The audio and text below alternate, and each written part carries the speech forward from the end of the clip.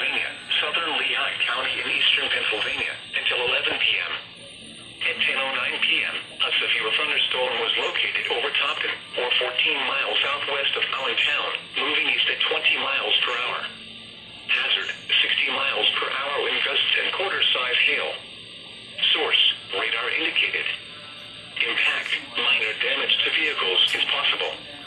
Wind damage to roofs, siding, trees, and power lines is possible.